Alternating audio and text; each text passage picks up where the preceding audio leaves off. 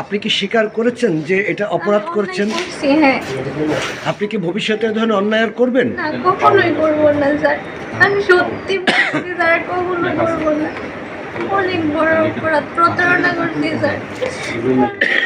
এবারের মতো মাফ করে দেন না স্যার। এর আগেও কি আপনি ঢাকা মেডিকেলে এসেছেন কখনো? এরকম আসি নাই, মানে আশা হয়েছে যদি কারো কিছু হয় যে মানে বের করে দিতাম, আমাকে কিছু টাকা দিত, জাস্ট এতটুকু। আপনার নাম কি? স্বর্ণা। আপনি এখানে ঢাকা মেডিকেল আজকে কেন এসেছিলেন? মানে আমার একটা আত্মীয় আর কি, যিনি ইসলামিক ব্যাংকে কাজ করে, উনি আমাকে বলছিল যে ওনার ফর্ম যেটা মানে ভর্তি যে হয়, ওই ফর্মটা আর কি ওনাকে ফিল আপ মানে বাও করে দেওয়ার জন্য সব কিছু। আচ্ছা, আপনি আপনার আত্মীয়কে হ্যাঁ, হেল্প করার জন্য আসছিলেন। ঠিক আছে, আপনি এই যে এই অ্যাপ্রনটা কেন পরেছেন?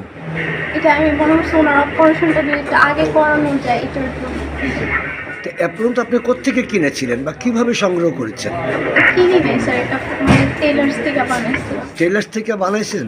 তা আপনি কি জানেন যে ডাক্তারের অনুমতি ছাড়া বা আমাদের চিকিৎসক বা নার্স ছাড়া এই অ্যাপ্রনটা কেউ পরতে পারে না? এটা তো আপনি জানেন।